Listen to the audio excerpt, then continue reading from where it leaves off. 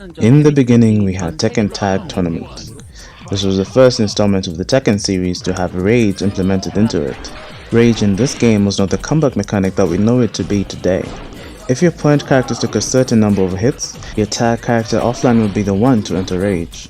The number of hits needed was dependent on the type of relationship that the two characters had. Friends took less hits, enemies took more hits, while there was some in the cast that no one gave a damn about really.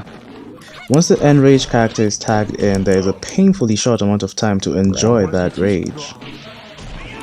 Rage in this game, otherwise known as Netsu at the time, had the purpose of giving your characters a damage boost. However, because of the minimal damage boost and just how short it lasted, most people saw that red flashing meter as a way to indicate that hey, maybe it's time to tag in your partner and nothing else. Tekken 4 and Tekken 5 no longer had rage in play, instead they got walls and more damage for all the characters. But when it got to Tekken 6, Namco got really experimental and decided to try a bunch of new mechanics. They brought in Bound, they brought in Flow Break, they brought in pretty much almost every playable character there was, but they also returned Rage, and boy the damage of Rage in this game. Once the character reached 5% health, they would become this glass cannon, and the game would quickly turn into whoever lands the next hit wins. Now unlike Tekken Tag 1, Rage in Tekken 6 did not run out until your character died, and damage in Tekken 6 was so high that it got nerfed about 3 to 4 times and it was still quite the nightmare. The game that followed Tekken 6, Tekken Tag 2, was not any better in terms of the nightmare. Characters still dealt a lot of damage and rage damage would do well.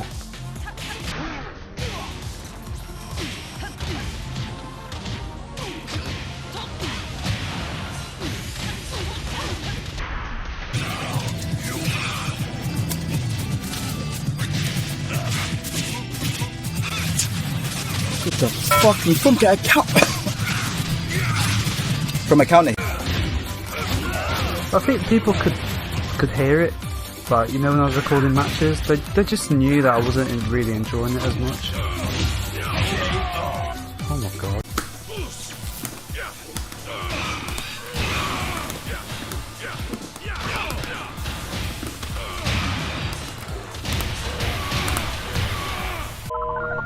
The number you have dialed is not in service at this time.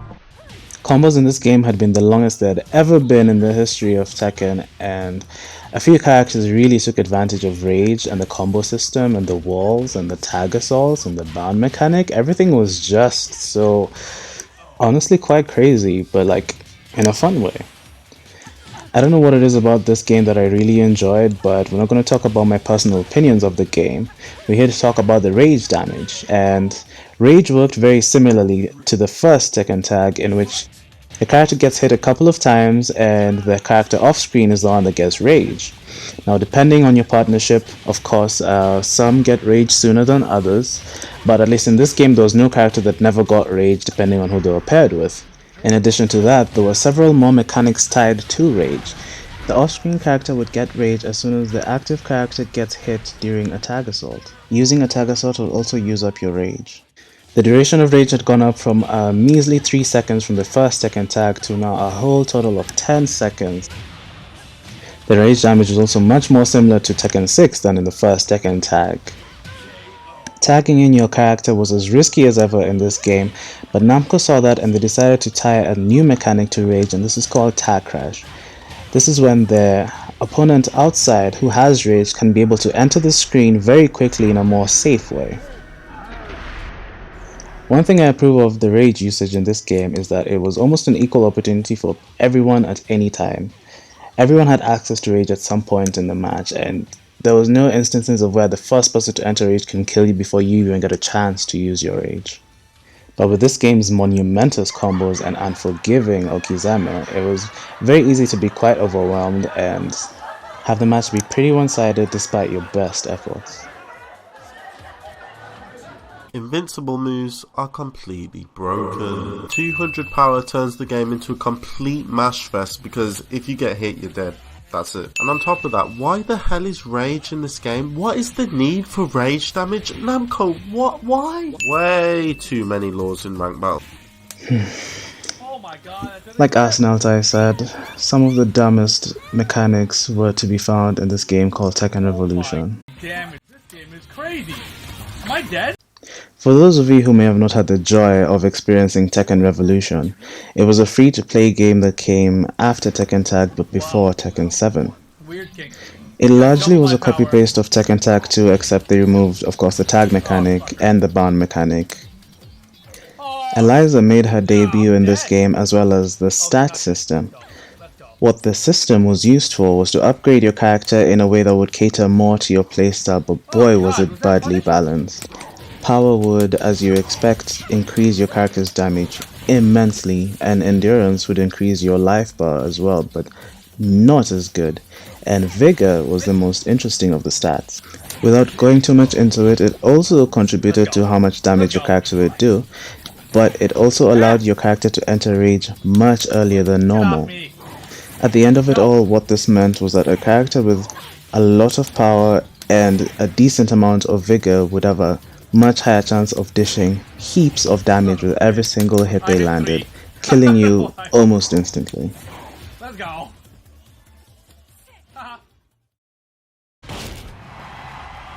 New system rage attack. Oh. Oh. Wow. Oh. That's fucking stupid. Wow, that's crazy. Oh, what? Wow, I knew it was gonna do that because of the notation. Wow, what the fuck? This is gonna be nuts. So this takes away your rage. Oh, that's gonna be cheap. Did you see that? We'll watch this again. Cancels and stuff. Oh boy, that was a throw. Oh my god, right? So you use your rage to open up an opportunity. I like it. I like the idea. I love it when they listen. I love it when they listen. I love it when they listen. I love it when they listen. And listen they did. When Rage first came out in Tekken 7, the sort of damage it used to do was significantly toned down to match more the Tekken Tag 1 days. However, what they did was they took all the damage we knew in the past and they stuffed them into the super attacks that we now call Rage Arts, as you see on screen. This mechanic gave the characters high damage armor moves that they would have at the end of the round to give them a possibility of a comeback, but they could also be used as combo enders for most of them as well. However, after seeing every character's Rage Art a million times, and there weren't that many characters at that time, people were starting to find Tekken 7 a bit stale, is the word. So what Iris refers to when he says I love it when they listen is that they introduced these new attacks that we now know as rage drives. And they're simply the worst thing to happen to Tekken 7 in my opinion. And I know that it's an unpopular opinion. I'm not here to beg you to sympathize with me. I get why people love rage drive so much. It's just that for me, I have my own issues with it, but that's not what this video is about. This video is going to be fully about the rage drives themselves and how they have been tailor-made to work into the game. They have interesting properties. I want to talk about those properties. I don't want to talk about my feelings towards them. So please, I'm not here to start any sort of arguments about how fun rage drives are. I'm not here to step on anyone's toes about that. I just want to talk about the moves and the different unique properties they have that I find very interesting, that I think everyone should know about. So without further ado, let's finally get into the meat of this video. But before we get into this video, a like and sub would be very appreciated if you do like what you see. Just wanted to put that out there.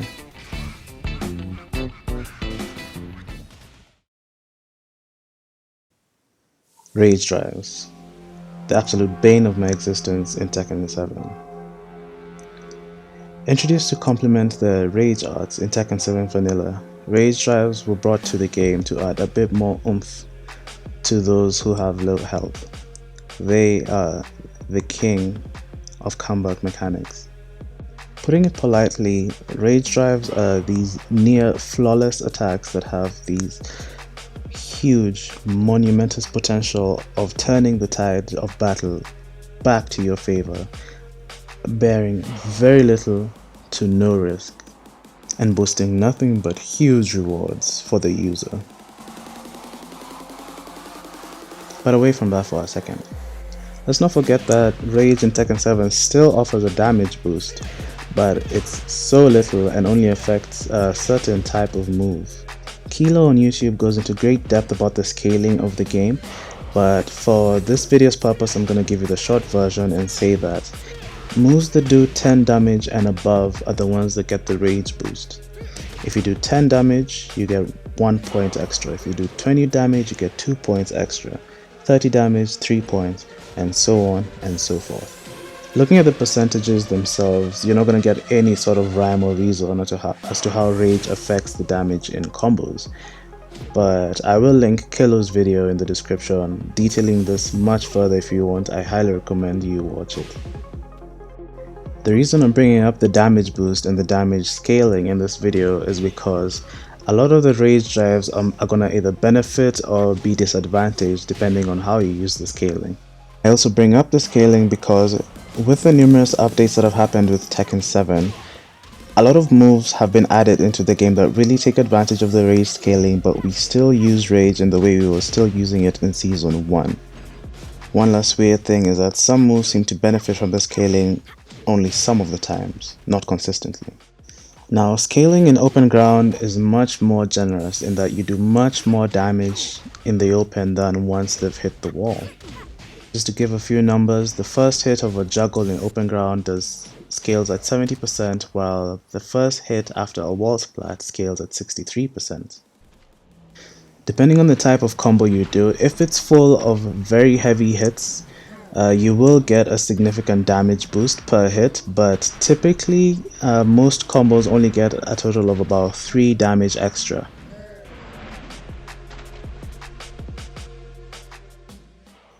That being said, let's take a closer look at this Miguel combo. Down back 2 does 23 damage, meaning in Rage it gets 2 points extra damage. That means in combos it always gets a damage boost. So in this combo where we use down back 2 frequently, every single hit gets a damage boost. So excluding the launcher, you get 5 extra points of Rage damage. Stay with me. Same thing applies for all combos. If you do very low damage hits like jabs for example, you're not going to get any Rage boost in your wall combos. But if you do hits that do a lot of damage, say maybe 15 or above, then you're going to enjoy some damage boost and your wall game is going to be that much better.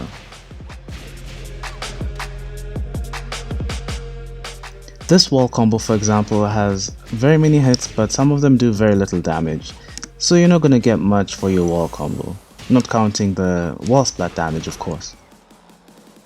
So, what's my point in all this?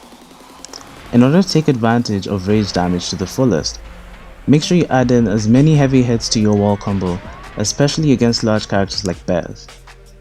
Make them pay for taking up all that space. Because of this, combos that you may think are your max damage wall combos outside of Rage may no longer be your max damage once your character is in Rage, because some have more heavy hits than others. And also the final 60% scaling hit, also it doesn't get the damage boost itself per se, but since the move itself is doing more damage, 60% ends up being a higher value than before. Now some few very vital notes before we get into the Rage drives. I know, thank you for bearing with me this long.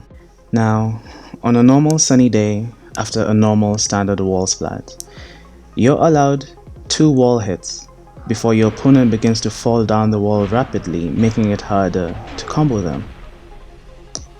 That number of hits, 2 hits, has several ways of being either added or reduced in Tekken.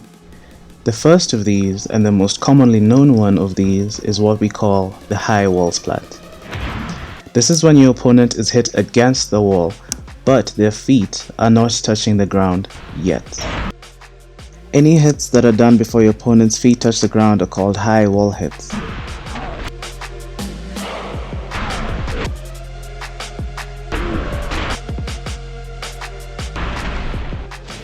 The number of high wall hits isn't limited as long as the opponent does not touch the ground before you begin your standard wall combo. Now if you've been paying close attention, you may have noticed something peculiar about Paul's normal wall ender. Just to help avoid any confusions because of the different percentages you'll see, when a move does 60 damage with clean hit and 40 damage without clean hit, when used as a low wall splat, the low wall splat damage will be the base damage of the move, which is 40, times the clean hit percentage, which will be whatever between 80 and 90%. With all that said, congratulations, we have finally made it to the meat of the video, 16 minutes in. Let's put these rage drives into groups in order to help us dissect them better, shall we?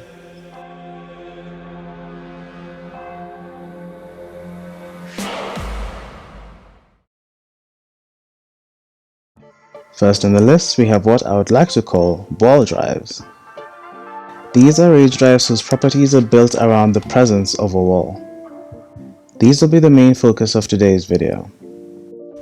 Next we have launch drives. Now these are rage drives whose main purpose, in fact almost only purpose, is to initiate a combo and nothing else. Next we have screw drives. I'm very proud of that one. These ones are just meant to either initiate or extend a combo using the screw mechanic. Some of these have a unique animation with blue sparkles, while others just have the normal tailspin that everyone has. Following that, we have the bounce drives. Thank you for that one, Furious Monkey. These ones can start a combo, however they don't exactly extend combos, but they allow free hits following them. Building up on that, we have the God drives. These are bounce drives 2.0. They do the same things, except these ones can hit an opponent when they're lying still on the ground, allowing you to get even more free hits like that. Now there are a bunch of hybrids of the ones I've listed already, and there also exists some miscellaneous ones that do their own unique things, but we're gonna talk about them when that time comes. The characters in this group are Feng Wei, Leo Kleisen, Nina Williams, Paul Phoenix, Noctis Lucis Kylan, Lei from Snake and from Dragon, the second hit of Julia's Rage Drive, the last hit of Jin Kazama's Over the Top Rage Drive, 70 damage, and the Tiger Part of Kazumi's. Law's Rage Drive looks like it should be in this category, but unfortunately it's in its own category of mediocrity. Same with Steve, the last hit does not have the same properties of a wall drive, and this includes Jack 7's as well. The first feature of a wall drive is that it propels your opponent to the wall either in a combo or on block, usually causing chip damage if they connect to the wall. The second feature of a wall drive is its ability to create an extra wall splat on an opponent. This extra wall splat can only be used if the opponent has been hit against the wall after their feet have left the ground. For example, wall carry combos or high wall splats. Now remember the rule of wall combos. 2 hits and the third hit causes the wall slam. Rage drives, however, do not count as part of these hits. So this is the second way we've come across of how to extend the number of hits you can get on the wall. Just remember that the game keeps count of the number of hits and the rage drive does not reset the number of hits, it's just a free unregistered hit. Now majority of the rage drives in this game are simply enhanced versions of moves that already exist normally. For example, Paul gets a super death fist to his normal death fist because who wouldn't want a super death fist? It has a bigger hitbox and comes out faster, and honestly, ew. If you look at the frame data and add the 2 frames of input, a normal death fist comes out earliest at 15 frames while a super death fist comes out earliest at 14 frames. This faster speed and better hurtbox give him a chance to get even more damage, where before he would, actually have to try. Keep in mind that once your opponent has entered airborne status, if they get hit against the wall with the wall drive, you do get a chance at a normal wall combo. Now this might be a bit confusing, but after a wall bounce you do still get a chance at a resplat, even when their back is against the wall. Let's look at this Paul fellow a bit closer. He has this rage art console that no one else has, and he has that rage drive. These are both fantastic rage moves, so how does a Paul player know what to do and when? the cumulative difference in damage is usually very minuscule, but there are some situations where the Rage Drive shines by far more than the Rage Art. Now, there are multiple ways of hitting your opponent against the wall, besides launches and wall bounces and whatnot. The key to using a wall drive to its maximum potential is capitalizing on these few situations.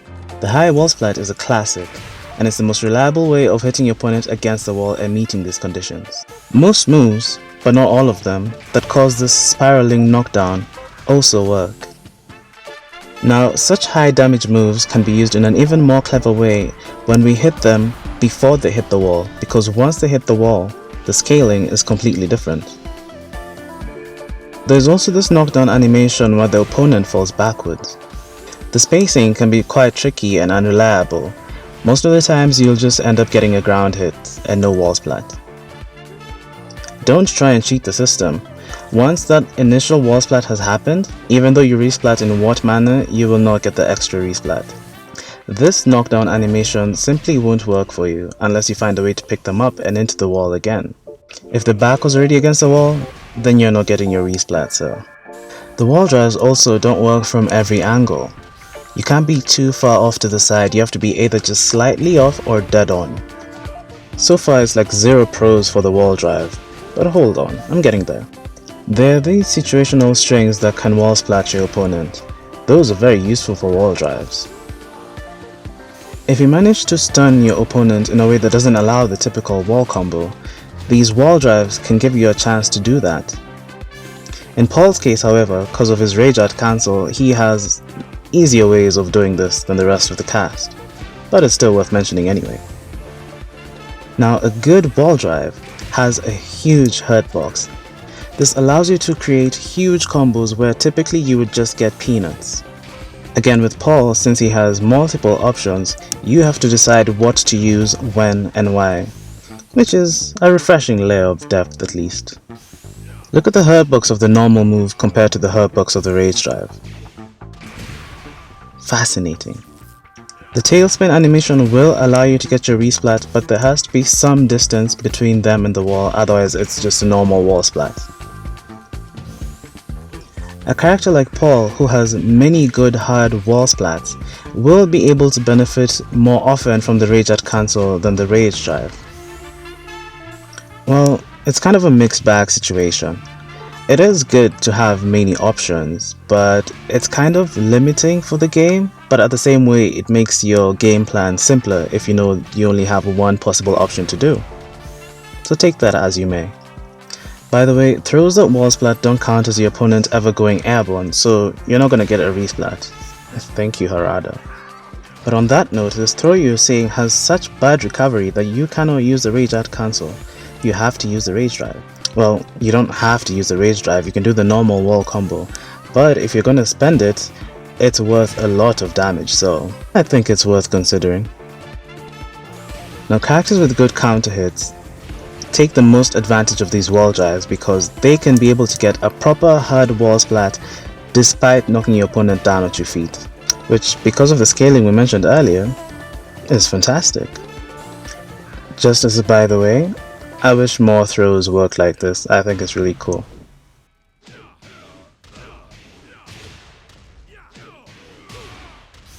Enough about Paul now. Let's switch to our queens of wall carry, Nina and Julia.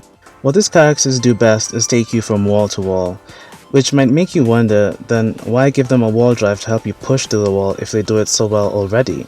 Well, just like Paul's super extra super death fist, these wall bouncers have a few tricks up their sleeve. Don't forget about the scaling. These ladies also do a lot of hits to take you to the wall. What this means for Nina in the long run is that if your combo is full of very tiny hits even though you're in rage, you're not going to be getting a lot of damage despite reaching the wall.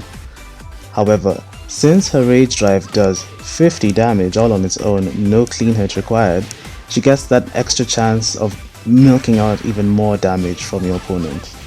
Actually, let's take a quick minute to talk about just how obnoxious this Rage Drive of Nina's is. It's 20 frames slow, but it goes over lows, it does 50 damage, and it's the most plus rage drive in the game. This wall push, by the way, adds about 6 frames of block advantage and only goes up the further you are away from the wall. Did I mention that it does 50 damage without even needing a clean hit? If you manage to get this to hit grounded, which is not that difficult, it does 30 damage. 3-0. Just look at some of this damage off of such few hits. What is it with the blondes in this game? Why do they all hit like tanks? Nina, Paul, Geese, Chloe, I mean, what? Lily? Well, anyway, this is nuts. Okay, dial it back down, Michael. Now, our queen of season 2, Julia Chang, does not suffer the same fate as Nina. She's always doing a lot of damage, both in the open, even more damage at the wall, plus she has a rage drive to add even more damage onto that. To balance this somewhat, Namco gave Julia a 2-hitting rage drive in which you'd have to be very clever about how you're going to make sure you get that re-wall splat using her. Because her combos tend to be very lengthy and because you want to get only the last hit of the rage drive to resplat, you have to be very clever as to how you're going to do it and let it leave you close enough to follow up with a wall combo. A very important point to note is that if you break the balcony with a move before your opponent has had a chance to leave the ground, you will not be able to get the resplat even at the bottom floor. Just look at her go. Now there are a plethora of moves that you can use to mitigate this setback, and Julia is one of the characters that happens to have so many of them at once. Hell sweeps, wall bounces, and counter hit launches are some of the best ways in which you can break the balcony and have your opponent's feet leave the ground. Remember the rule of 2 wall hits before you can initiate wall slump? It is very important to remember that the hit itself that breaks the wall or the balcony does not take away from the number of wall hits you can do at the bottom floor.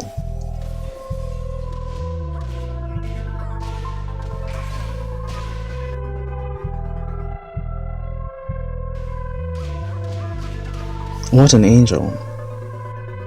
Let's go through the following sequence together and help me calculate the number of wall hits I'll be able to do at the bottom. That's the launcher. Her feet have left the ground, as you can see. This is the move that we use to get her to the wall. Pay close attention to where her head and feet are when she hits the wall, because that's very important. Let's unpack that sequence because a lot just happened. This is a grounded hit. You can tell by how she's lying almost flat on the ground and that the scaling is at 60%.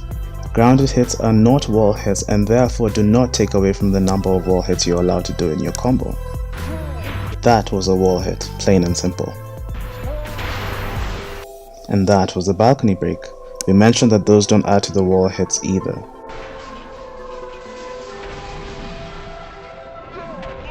Go Julia, you got this, you got this.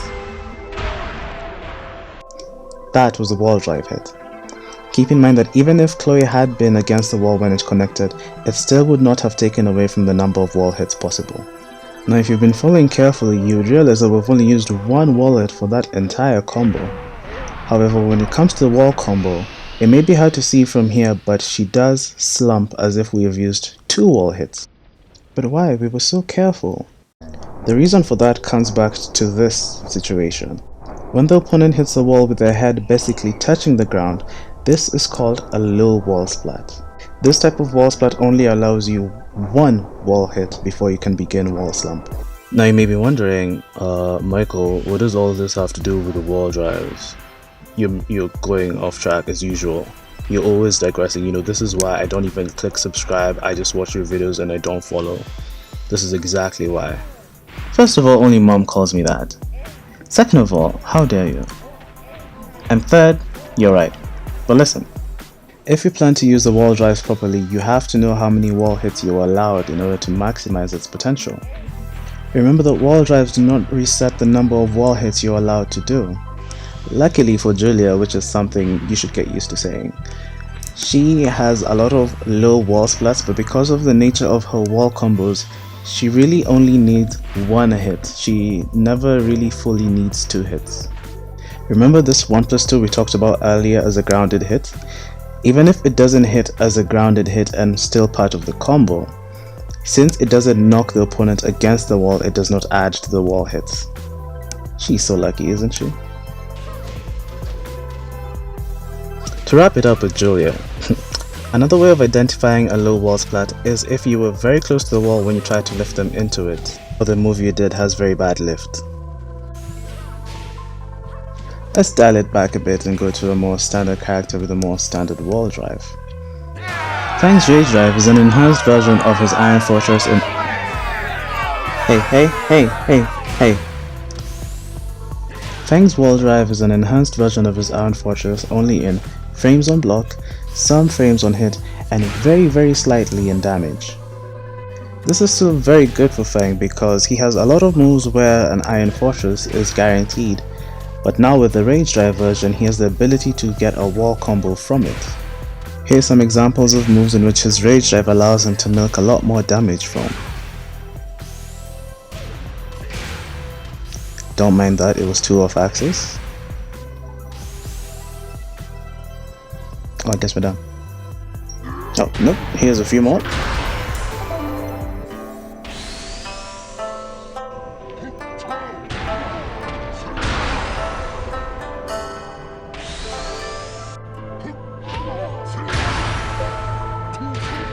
Okay, I think we get it now. That's enough. Because of how the scaling works that we talked about, you would rather wall splat with a normal shoulder, do a combo with rage active and then end with a rage drive, rather than finish with your rage early and then end with a normal shoulder. Now, at this point, I hope like me you're wondering then, could there be a bad wall drive? Or if not, is there one that's like worse than the rest? Welcome to the ghetto.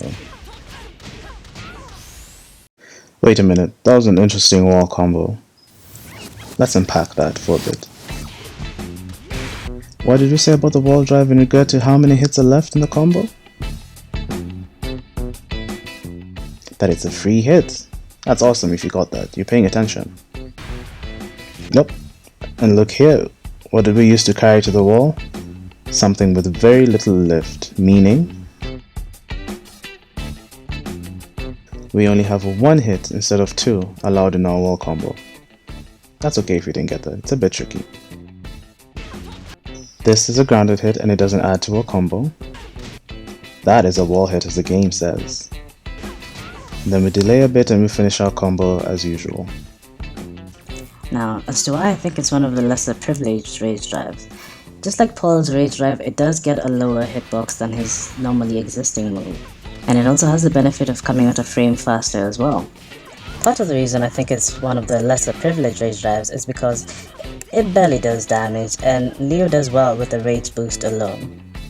And lastly, Leo has very few moves where she would need a rage drive to get a proper wall splat.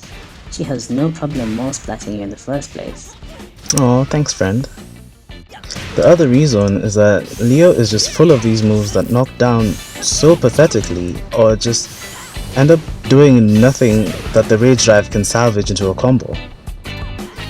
The end result is that Leo's rage drive, while not a bad rage drive to have, anyone would be happy to have a new 14 frame Punisher. It just blends in so poorly with her move list that it becomes a rage drive that you just do. And everyone's rage drive is already a rage drive that you can just do. Now we've talked about the standard wall splat and the high wall splat. Notice the difference in how the animations work. A high wall splat they fall down straight along the wall, but the standard wall splat they fall down forwards.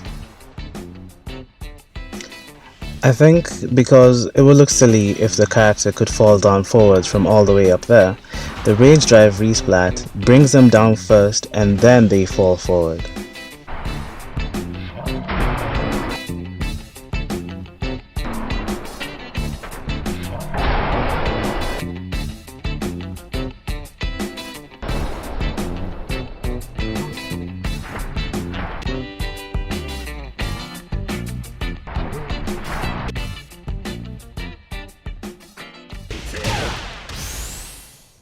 We've now come to the wall drive that confused me the most.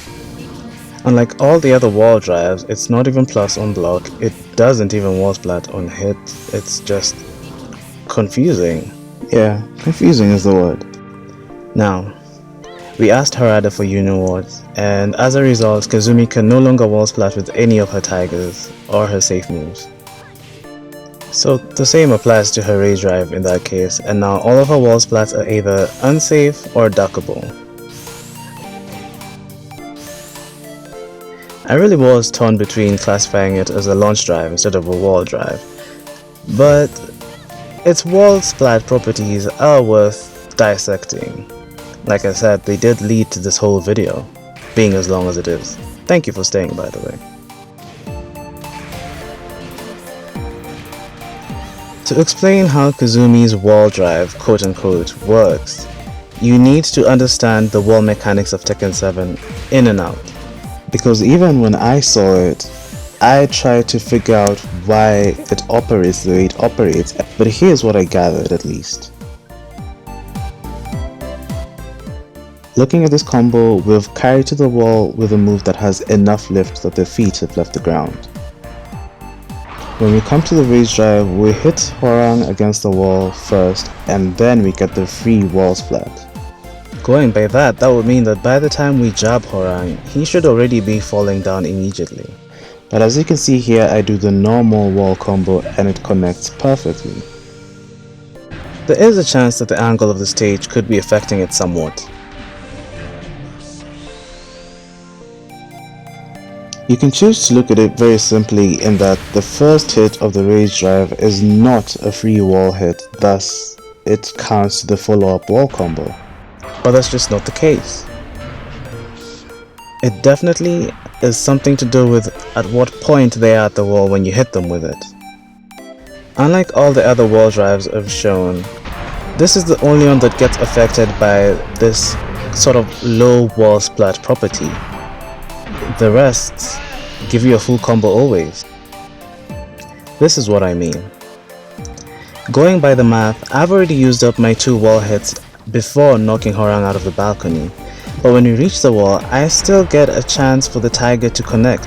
He definitely should have slumped immediately, but he doesn't, and we get time for the follow-up to connect. The interesting part about this rage drive is that if I wait a little bit, then I will get the quick wall slamp and the tiger won't be able to connect. Now if you time the rage drive so that you get the first hits to hit grounded, you will get even more time for the tiger to connect and your follow-up combo will connect as well. Hopefully you've understood that, because then you can explain it to me, but otherwise we're done with this rage drive.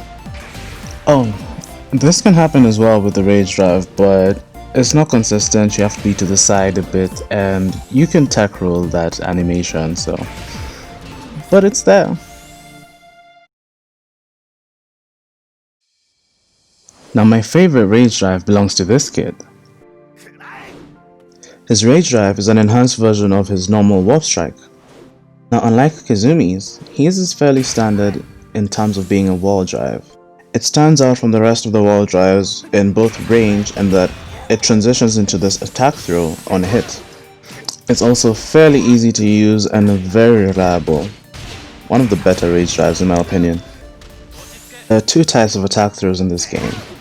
Ones that work on airborne opponents only, and ones that can work on pretty much grounded opponents. Noctis belongs to the former. Just to give a few examples for clarity's sake, the ones that belong to the former can be like Jin's Power Crash and Hwoarang's Overhead Kick, and the ones that belong in the latter group can be like Kazuya's Heaven's Door. Now, like Leo, Noctis also has this issue, if I can call it that, of so many moves at the wall that won't benefit from this particular rage drive. That reduces the versatility of the rage drive. However, the things that it does right, it does very well. This entire sequence of the rage drive does not count to the wall hit, because the first hit is a stun, and the second hit is a free wall drive hit. Okay, it's been 40 minutes, you're tired, I'm tired, you understand how wall drives work by now. I don't need to go into too much details because it's more of the same thing.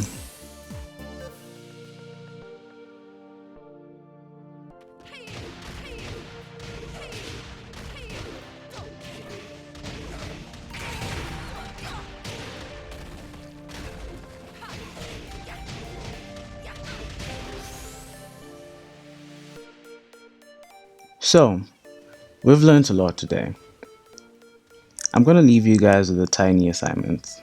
You don't have to do it, no one ever does my homework anyway, but I'm going to put it in just in case. I want someone to tell me the number of wall hits that I use in this combo and why it still works despite all the wall hits present. Is that fair? Alright. You've been a brilliant audience as usual.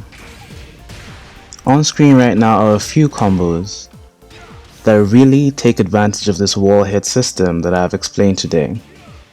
You can look at them, see if they start to make sense to you, or let me know if they still look absolutely clownish to you, and we can go through them again. I'm ready to answer any question. The answer to the assignment will be in the next video when we tackle Screwdrive. But for today, that's it for me. This has been Mickey. Say hi to everyone, and take care.